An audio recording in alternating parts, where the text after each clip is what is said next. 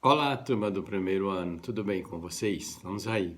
Vamos lá para mais uma videoaula, né? Dentro daquela programação que a gente está seguindo. Lembrando que a última aula, a última videoaula, a gente falou muito do humanismo, as características gerais dele, esse momento de transição da grande época do trovadorismo para o classicismo, né, para o Renascimento a partir de 1500, a partir do século XVI. E agora,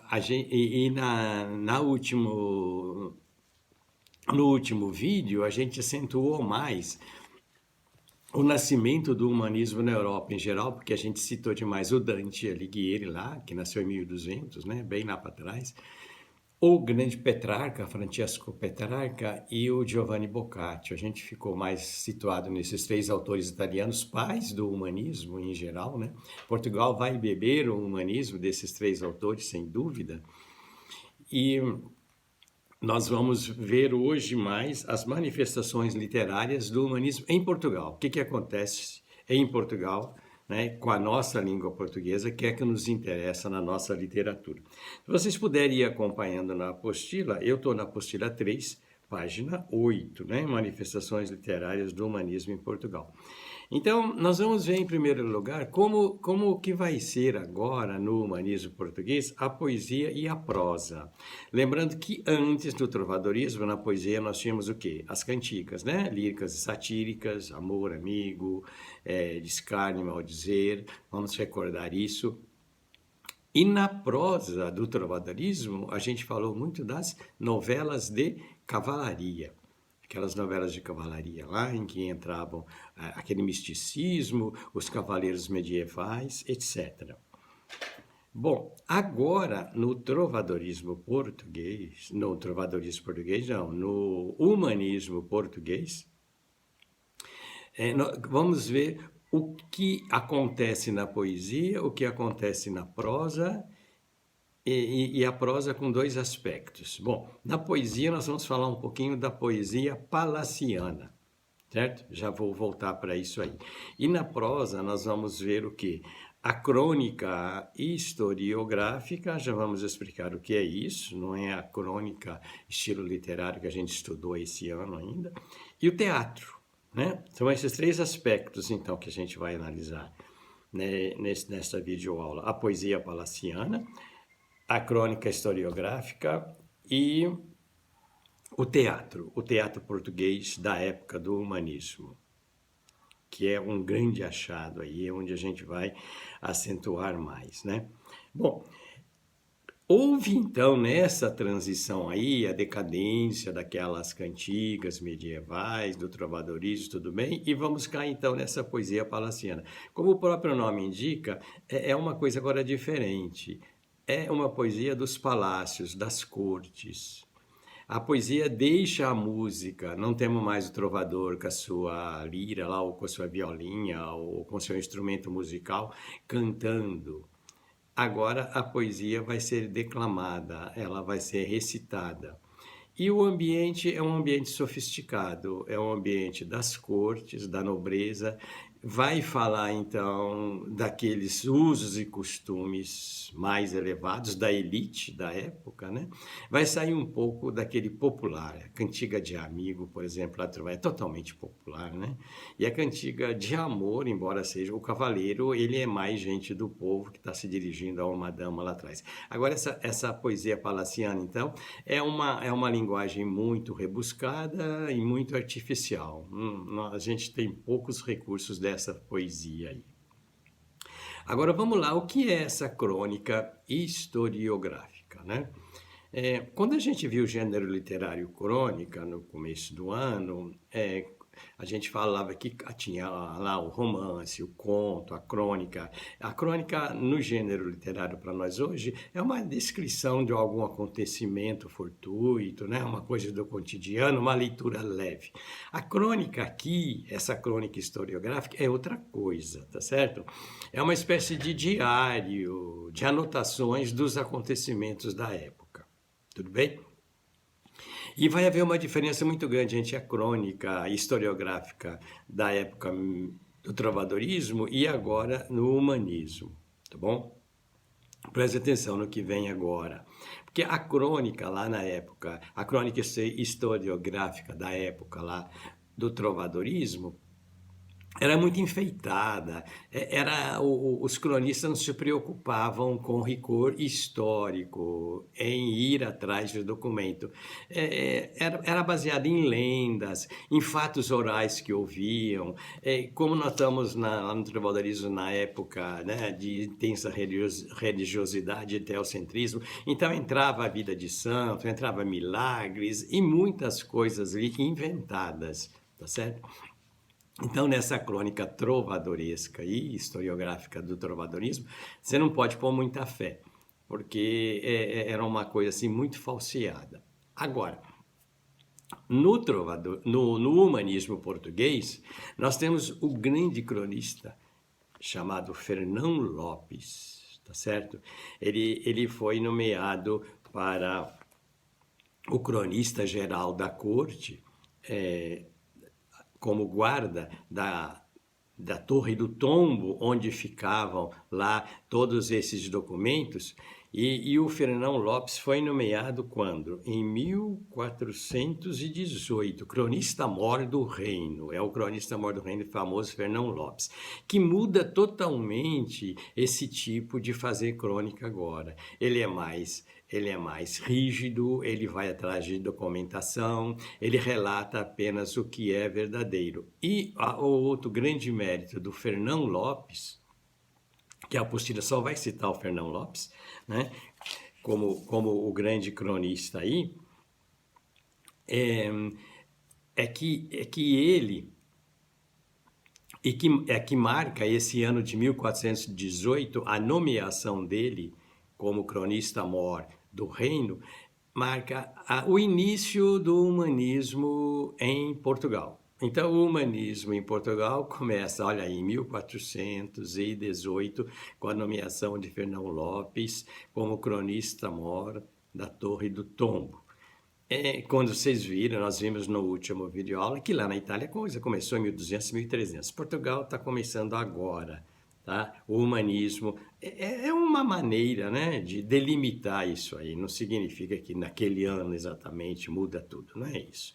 A gente já explicou muito isso, que essa transição de um lado para outro, nas épocas literárias, é muito lenta. Mas a gente pega datas como marcas, né? Então, esse ano de 1418 é o início do humanismo em Portugal, com o cronista Fernão Lopes. Ele tinha nascido já no século anterior, a data de nascimento dele foi 1380, e segundo consta, teria falecido em 1460, certo?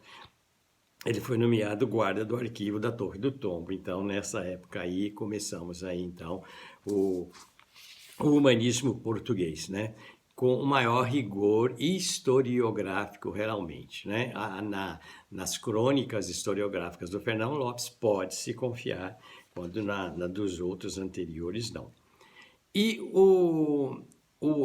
a crônica, então, já é prosa, né? Poesia foi a palaciana, a crônica historiográfica prosa, e a outra prosa de que vamos falar, que às vezes também se mistura com a poesia, é o teatro. Bom, o que acontece com o teatro nessa época? No trovadorismo, né, quem inicia o teatro é a própria igreja, né, com cenas bíblicas. A coisa começa com as encenações que os padres e monges faziam da vida de Cristo, vida do santo, isso dentro da igreja. E a coisa foi evoluindo, depois passou para o adro, a porta da igreja, depois foi para a praça e foi para as feiras. Aí a coisa se popularizou, né? Uma das grandes diversões do trovadorismo nas feiras era os teatros populares que faziam lá. Bom, no humanismo, isso aí continua, né? E de uma maneira mais acentuada. E agora, no humanismo português, nós vamos ter a grande figura do Gil Vicente. Quem está me acompanhando pela apostila, eu já estou na página 11 agora, vamos falar um pouquinho do Teatro Vicentino, do Gil Vicente. A apostila não fala muito assim da história da nascimento e morte do Gil Vicente, mas na pesquisa aqui que a gente fez, né, o Gil Vicente teria nascido em 1465, ou em pleno humanismo, então, né, já que o humanismo em Portugal, a data dele inicial é 1418, ele teria nascido em 1465 em Guimarães e morreu em 1536, ó, depois do descobrimento do Brasil, em Évora, tá certo? E o Gil Vicente é o nome literário mais forte do humanismo português. Não tem outro para bater o Gil Vicente. Ele era um grande poeta, ele era ator, mas ele se destacou mais com o teatro dele. E esse teatro é em versos, certo?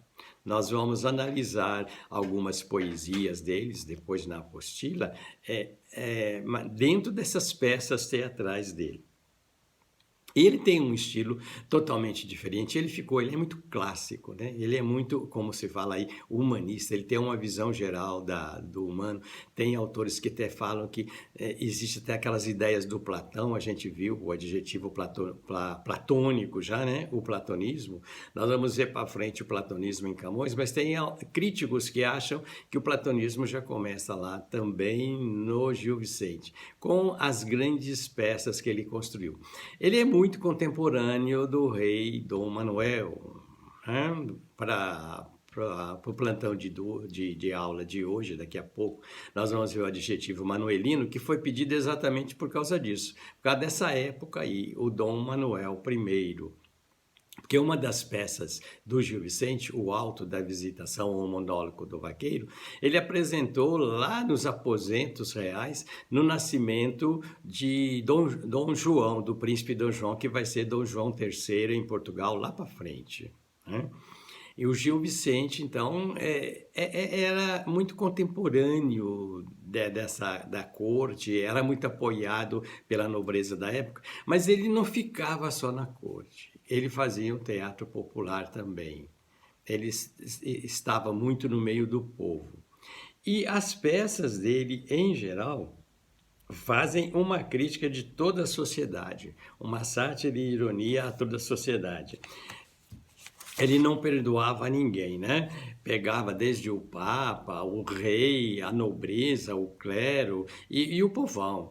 O povo que estava lá, aquelas feiticeiras da época, hoje seriam essas benzedeiras, essas mulheres que fazem mandingas e tudo mais, os agiotas, os comerciantes, os religiosos, os monges, ele não perdoava ninguém, mas dentro de um espírito assim de muita ironia, né? Não era de baixaria, não era como aquelas cantigas de maldizer lá de trás. E as peças dele se dividiam em dois tipos, os autos e as farsas. Os autos, em geral, eram peças com temas religiosos, certo? E as farsas eram mais comédias, eram assim, namoricos, fofocas, é muito interessante isso aí, aquelas situações cômicas, né? De casamentos arranjados, de casar uma moça com um velho e a coisa não dá certo, havia muita farsa. Eu estou lembrando agora da farsa de Inês Pereira, que vai mais ou menos por esse caminho aí. As farsas eram um tipo de comédias e os autos eram mais tipos religiosos. E agora, olha, vocês verem como essa universalidade aí da literatura, ele tem um alto, o alto da Barca do Inferno, porque são três altos aí, da Barca do Inferno, da Barca do Purgatório e da Barca do Céu. Aí a gente lembra do quê? Lá do Dante, da Divina Comédia, que o Dante também vai fazer uma viagem, né?